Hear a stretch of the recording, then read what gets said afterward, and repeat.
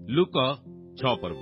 ଥରେ ବିଶ୍ରାମ ବାରରେ ସେ ଶସ୍ୟ କ୍ଷେତ୍ର ଦେଇ ଯାଉଥିବା ସମୟରେ ତାହାଙ୍କ ଶିଷ୍ୟମାନେ ସିସା ଛିଡ଼ାଇ ଛିଡ଼ାଇ ହାତରେ ମଳି ଖାଉଥିଲେ। କିନ୍ତୁ ଫାରୁସୀମାନଙ୍କ ମଧ୍ୟରୁ କେତେକ କହିଲେ, ବିଶ୍ରାମ ବାରରେ ଯାହା କରିବା ବିଧିସଙ୍ଗତ ନୁହେଁ, ତାହା ତୁମ୍ଭେମାନେ କାହିଁକି କରୁଅଛ? ଯୀଶୁ ସେମାନଙ୍କୁ ଉତ୍ତର ଦେଲେ, ଦାଉଦ ଓ ତାଙ୍କ ସଙ୍ଗୀମାନେ କ୍ଷୁଧିତ ହେବା ସମୟରେ ସେ କ'ଣ କରିଥିଲେ, ତାହା ସୁଦ୍ଧା କି ତୁମେମାନେ ପାଠ କରିନାହଁ? ସେ କିପରି ଈଶ୍ୱରଙ୍କ ଗୃହରେ ପ୍ରବେଶ କରି ଯେଉଁ ଦର୍ଶନୀ ରୋଟି କେବଳ ଯାଜକଙ୍କ ବିନା ଆଉ କାହାରି ଭୋଜନ କରିବା ବିଧିସଙ୍ଗତ ନୁହେଁ, ତାହା ଘେନି ଭୋଜନ କରିଥିଲେ, ପୁଣି ଆପଣା ସଙ୍ଗୀମାନଙ୍କୁ ମଧ୍ୟ ଦେଇଥିଲେ। ଆଉ ସେ ସେମାନଙ୍କୁ କହିଲେ, ମନୁଷ୍ୟପୁତ୍ର ବିଶ୍ରାମ ବାରର ପ୍ରଭୁ ଅଟନ୍ତି। ଆଉ ସେ ଗୋଟିଏ ବିଶ୍ରାମ ବାରରେ ସମାଜ ଗୃହରେ ପ୍ରବେଶ କରି ଶିକ୍ଷା ଦେଉଥିଲେ। ସେଠାରେ ଜଣେ ଲୋକ ଥିଲା, ତାହାର ଡାହାଣ ହାତ ଶୁଖି ଯାଇଥିଲା। ଆଉ ସେ କେଜାଣି ବିଶ୍ରାମ ବାରରେ ସୁସ୍ଥ କରନ୍ତି, ଏହା ଦେଖିବା ପାଇଁ ଶାସ୍ତ୍ରୀ ଓ ଫାରୁସୀମାନେ ତାହାଙ୍କୁ ଲକ୍ଷ୍ୟ କରି ରହିଲେ, ଯେପରି ସେମାନେ ତାହାଙ୍କ ବିରୁଦ୍ଧରେ ଅଭିଯୋଗର କାରଣ ପାଇପାରନ୍ତି। କିନ୍ତୁ ସେ ସେମାନଙ୍କର ତର୍କ ବିତର୍କ ଜ୍ଞାତ ହୋଇ ଯେଉଁ ଲୋକର ହାତ ଶୁଖି ଯାଇଥିଲା ତାହାକୁ କହିଲେ, ଉଠ, ମଝିରେ ଠିଆ ହୁଅ। ପୁଣି ସେ ଉଠି ଠିଆ ହେଲା।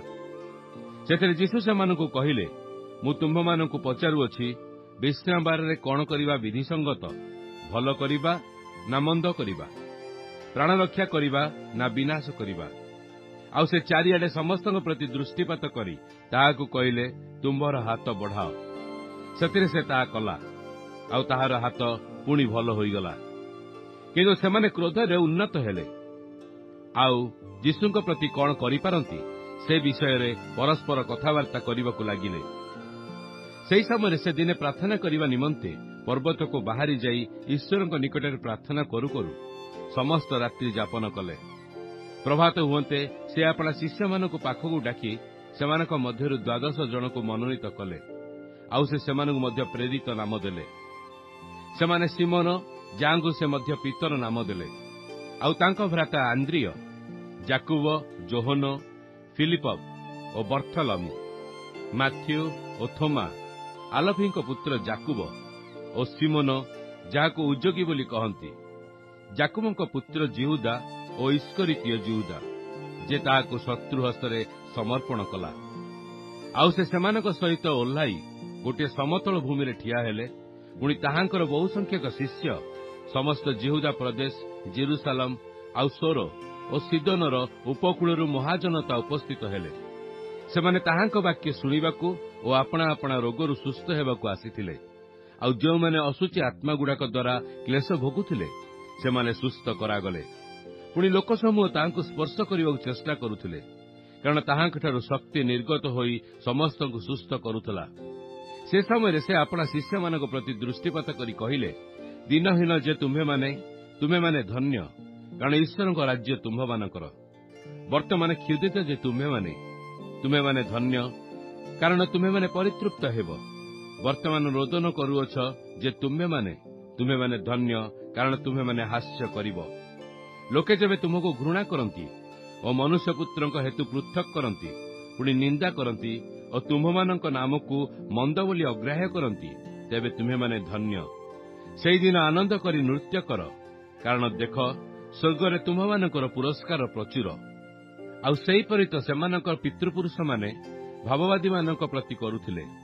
କିନ୍ତୁ ହାୟ ଦଣ୍ଡର ପାତ୍ର, ଧନୀ ଯେ ତୁମ୍ଭେମାନେ, କାରଣ ତୁମ୍ଭେମାନେ ଆପଣା ଆପଣା ସୁଖଭୋଗ କରିଅଛ। ହାୟ ଦଣ୍ଡର ପାତ୍ର, ବର୍ତ୍ତମାନ ପରିତୃପ୍ତ ଯେ ତୁମ୍ଭେମାନେ, କାରଣ ତୁମ୍ଭେମାନେ କ୍ଷୁଧିତ ହେବ। ହାୟ ଦଣ୍ଡର ପାତ୍ର, ବର୍ତ୍ତମାନ ହାସ୍ୟ କରୁଅଛ ଯେ ତୁମ୍ଭେମାନେ, କାରଣ ତୁମ୍ଭେମାନେ ଶୋକ ଓ ରୋଦନ କରିବ। ଯେତେବେଳେ ଲୋକ ସମସ୍ତେ ତୁମ୍ଭମାନଙ୍କର ସୁଖ୍ୟାତି କରନ୍ତି, ସେତେବେଳେ ହାୟ ତୁମ୍ଭେମାନେ ଦଣ୍ଡର ପାତ୍ର। ସେହିପରି ତ ସେମାନଙ୍କ ପିତୃପୁରୁଷମାନେ ଭଣ୍ଡ ଭାବବାଦୀମାନଙ୍କ ପ୍ରତି କରୁଥିଲେ। କିନ୍ତୁ ଶ୍ରବଣ କରୁଅଛ ଯେ ତୁମ୍ଭମାନଙ୍କୁ ମୁଁ କହୁଅଛି, ତୁମ୍ଭମାନଙ୍କ ଶତ୍ରୁମାନଙ୍କୁ ପ୍ରେମ କର, ଯେଉଁମାନେ ତୁମ୍ଭମାନଙ୍କୁ ଘୃଣା କରନ୍ତି ସେମାନଙ୍କର ମଙ୍ଗଳ କର, ଯେଉଁମାନେ ତୁମ୍ଭମାନଙ୍କୁ ଅଭିଶାପ ଦିଅନ୍ତି ସେମାନଙ୍କୁ ଆଶୀର୍ବାଦ କର, ଯେଉଁମାନେ ତୁମମାନଙ୍କୁ ଅପମାନ କରନ୍ତି ସେମାନଙ୍କ ନିମନ୍ତେ ପ୍ରାର୍ଥନା କର। ଯେ ତୁମକୁ ଗୋଟିଏ ଗାଲରେ ଚାପୁଡ଼ା ମାରେ, ତାହା ପ୍ରତି ଅନ୍ୟଟି ମଧ୍ୟ ଦେଖାଇ ଦିଅ।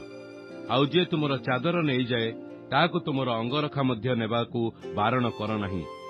ଯେ କେହି ତୁମକୁ ମାଗେ ତାହାକୁ ଦିଅ, ଆଉ ଯେ ତୁମର ସମ୍ପତ୍ତି ଘେନିଯାଏ ତାହାଠାରୁ ତାହା ପୁନର୍ବାର ଦାବି କର ନାହିଁ। ଯେଉଁ ଲୋକମାନେ ତୁମମାନଙ୍କ ପ୍ରତି ଯେ ପ୍ରକାର ବ୍ୟବହାର କରନ୍ତୁ ବୋଲି ଇଚ୍ଛା କର, ତୁମେମାନେ ସେମାନଙ୍କ ପ୍ରତି ସେହି ପ୍ରକାର କର। ତେଣୁ ଯେଉଁମାନେ ତୁମମାନଙ୍କୁ ପ୍ରେମ କରନ୍ତି ସେମାନଙ୍କୁ ପ୍ରେମ କଲେ ତୁମେମାନେ କି ଅନୁଗ୍ରହ ପାଇବ? କାରଣ ପାପୀମାନେ ସୁଦ୍ଧା ଆପଣା ଆପଣା ପ୍ରେମକାରୀମାନଙ୍କୁ ପ୍ରେମ କରନ୍ତି। ଆଉ ଯେଉଁମାନେ ତୁମମାନଙ୍କର ମଙ୍ଗଳ କରନ୍ତି, ଯଦି ତୁମେମାନେ ସେମାନଙ୍କର ମଙ୍ଗଳ କର, ତେବେ ତୁମେମାନେ କି ଅନୁଗ୍ରହ ପାଇବ? କାରଣ ପାପୀମାନେ ସୁଦ୍ଧା ତାହା କରନ୍ତି। ପୁଣି ଯେଉଁମାନଙ୍କଠାରୁ ତୁମମାନଙ୍କର ପାଇବାର ଆଶା ଥାଏ, ସେମାନଙ୍କୁ ଋଣ ଦେଲେ ତୁମେମାନେ କି ଅନୁଗ୍ରହ ପାଇବ? ପାପୀମାନେ ସୁଦ୍ଧା ସମାନ ପରିମାଣରେ ପରିଶୋଧ ପାଇବା ନିମନ୍ତେ ପାପୀମାନଙ୍କୁ ଋଣ ଦିଅନ୍ତି। ମାତ୍ର ତୁମମାନଙ୍କର ଶତ୍ରୁମାନଙ୍କୁ ପ୍ରେମ କର ଏବଂ ସେମାନଙ୍କର ମଙ୍ଗଳ କର। ପୁଣି ପରିଶୋଧର ଆଶା ନ ରଖି ଋଣ ଦିଅ। ତାହାହେଲେ ତୁମ୍ଭମାନଙ୍କର ପୁରସ୍କାର ପ୍ରଚୁର ହେବ ଓ ତୁମେମାନେ ପରାତ୍ପରଙ୍କ ସନ୍ତାନ ହେବ, କାରଣ ସେ ଅକୃତଜ୍ଞ ଓ ଦୁଷ୍ଟମାନଙ୍କ ପ୍ରତି କୃପାବାନ ଅଟନ୍ତି। ତୁମମାନଙ୍କର ପିତା ଯେପରି ଦୟାଳୁ, ତୁମେମାନେ ସେହିପରି ଦୟାଳୁ ହୁଅ। ପୁଣି ବିଚାର କର ନାହିଁ, ତାହାହେଲେ ତୁମେମାନେ ବିଚାରିତ ହେବ ନାହିଁ। ଦୋଷୀ କର ନାହିଁ, ତାହାହେଲେ ତୁମେମାନେ ଦୋଷୀକୃତ ହେବ ନାହିଁ। କ୍ଷମା କର, ତାହାହେଲେ ତୁମମାନଙ୍କୁ କ୍ଷମା କରାଯିବ। ଦାନ କର, ତାହାହେଲେ ତୁମମାନଙ୍କୁ ଦାନ ଦିଆଯିବ। ଲୋକେ ମାଣକୁ ପୂରା କରି ତାହାକୁ ଚାପି ହଲାଇ ଉଛୁଳାଇ ତୁମମାନଙ୍କ ଅଣ୍ଟିରେ ଦେବେ। କାରଣ ଯେଉଁ ମାପରେ ମାପ କର, ସେହି ମାପରେ ତୁମମାନଙ୍କୁ ମପାଇ ଦିଆଯିବ। ଆଉ ସେ ସେମାନଙ୍କୁ ଗୋଟିଏ ଦୃଷ୍ଟାନ୍ତ ମଧ୍ୟ କହିଲେ, ଅନ୍ଧ କଣ ଅନ୍ଧକୁ ବାଟ କଢ଼ାଇପାରେ? ସେମାନେ କଣ ଉଭୟ ଖାତରେ ପଡ଼ିବେ ନାହିଁ? ଶିଷ୍ୟ ଗୁରୁଠାରୁ ଶ୍ରେଷ୍ଠ ନୁହେଁ, କିନ୍ତୁ ପ୍ରତ୍ୟେକ ଶିଷ୍ୟ ସିଦ୍ଧ ହୋଇ ଆପଣା ଗୁରୁଙ୍କ ତୁଲ୍ୟ ହେବ। ଆଉ କାହିଁକି ତୁମ୍ଭ ଭାଇର ଆଖିରେ ଥିବା କୁଟାଟିକକ ଦେଖୁଅଛ, କିନ୍ତୁ ତୁମ୍ଭ ନିଜ ଆଖିରେ ଯେଉଁ କଡ଼ିକାଠ ଅଛି ତାହା ଭାବି ଦେଖୁନାହଁ? ତୁମ୍ଭେ ଆପଣା ଆଖିରେ ଥିବା କଡ଼ିକାଠ ନ ଦେଖି କିପରି ନିଜ ଭାଇକି କହିପାର, ଭାଇ ଆସ, ତୁମ୍ଭ ଆଖିରେ ଥିବା କୁଟାଟିକକ ବାହାର କରିଦିଏ?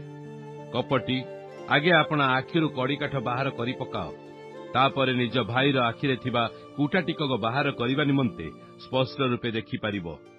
କାରଣ ଏପରି କୌଣସି ଭଲ ଗଛ ନାହିଁ ଯାହାକି ମନ୍ଦ ଫଳ ଫଳେ। ଅନ୍ୟପକ୍ଷରେ ଏପରି କୌଣସି ମନ୍ଦ ଗଛ ନାହିଁ ଯାହାକି ଭଲ ଫଳ ଫଳେ। କାରଣ ପ୍ରତ୍ୟେକ ଗଛ ନିଜର ଫଳ ଦ୍ୱାରା ଚିହ୍ନାଯାଏ। କଣ୍ଟା ଗଛରୁ ତ ଲୋକମାନେ ଡିମ୍ବିରି ତୋଳନ୍ତି ନାହିଁ, କିମ୍ବା କଣ୍ଟା ବୁଦାରୁ ଦ୍ରାକ୍ଷା ଫଳ ତୋଳନ୍ତି ନାହିଁ। ଉତ୍ତମ ଲୋକ ଆପଣା ହୃଦୟ ରୂପ ଉତ୍ତମ ଭଣ୍ଡାରରୁ ଉତ୍ତମ ପଦାର୍ଥ ବାହାର କରେ। ପୁଣି ମନ୍ଦ ଲୋକ ମନ୍ଦ ଭଣ୍ଡାରରୁ ମନ୍ଦ ପଦାର୍ଥ ବାହାର କରେ। କାରଣ ହୃଦୟର ପୂର୍ଣ୍ଣତାରୁ ମୁଖ କଥା କହେ। ଆଉ ତୁମ୍ଭେମାନେ କାହିଁକି ମୋତେ ପ୍ରଭୁ ପ୍ରଭୁ ବୋଲି ସମ୍ବୋଧନ କରୁଅଛ, ମୋର ବାକ୍ୟ ପାଳନ କରୁନାହଁ?